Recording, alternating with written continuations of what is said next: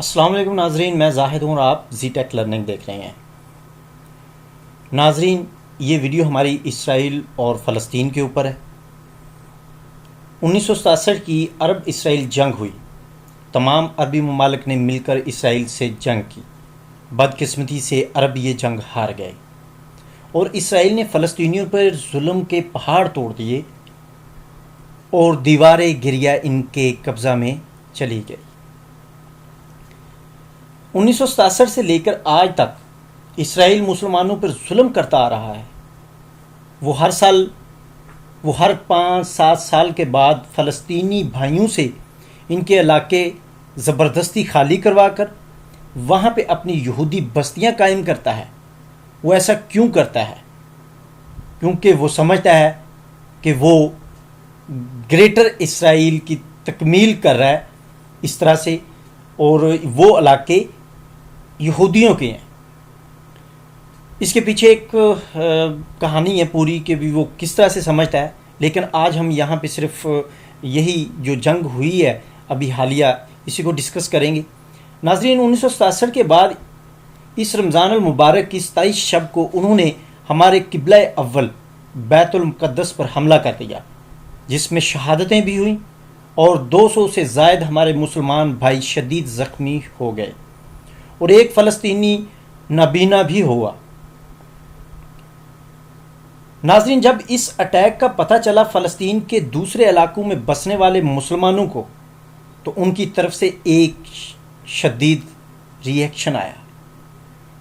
وہ جو ری ایکشن تھا وہ اتنا تگڑا ری ایکشن تھا کہ اسرائیلیوں کے ہوش ٹھکانے آ گئے، کیونکہ وہ فلسطین کی طرف سے اتنے بڑے ری ایکشن کی توقع ہی نہیں رکھتے تھے، کیونکہ وہ سمجھتے تھے کہ پتھروں کے علاوہ ان کے پاس کچھ نہیں ہے۔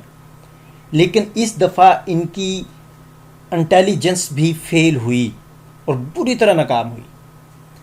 آج سے پہلے فلسطینی مسلمان احتجاج کر کے اور پتھروں سے ہی مقابلہ کرتے تھے، لیکن اس دفعہ کیا ہوا؟ اس دفعہ سچویشن ہی کچھ اور تھی۔ اس دفعہ حماس نے میزائلوں سے اسرائیل پہ حملہ کر دیا اور ایک ہی وقت میں 200 سے زائد راکٹس میزائل فائر کر دیے، جس کے نتیجے میں اسرائیل کی ایک آئل ریفائنری تباہ ہوئی اور ان کی پائپ لائن کو بھی اڑا دیا گیا، جس کا اسرائیل کو کافی دکھ ہوا۔ اور بھی کئی جگہوں پر میزائل گرے شہر کے اندر، جس کا اسرائیل کو کافی نقصان ہوا۔ جب ان کا نقصان ہوا تو اسرائیلی صدر نے ایک پریس کانفرنس کی اور دھمکی دی کہ اس کا آپ کو بھاری قیمت چکانی پڑے گی، اور ایسا ہی ہوا۔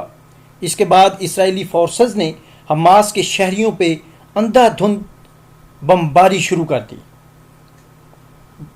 جس میں فلسطینی بچے، عورتوں سمیت 50 فلسطینی شہید کر دیے گئے۔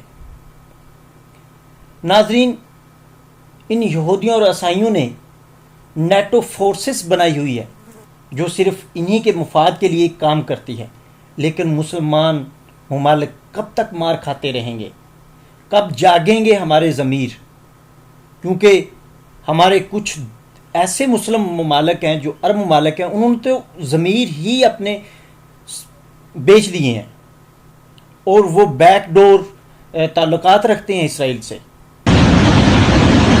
ہمارا قبلہ اول ہے فلسطین کا، یعنی مسلمان کا مقدس شہر، ہمیں اکٹھا ہونا پڑے گا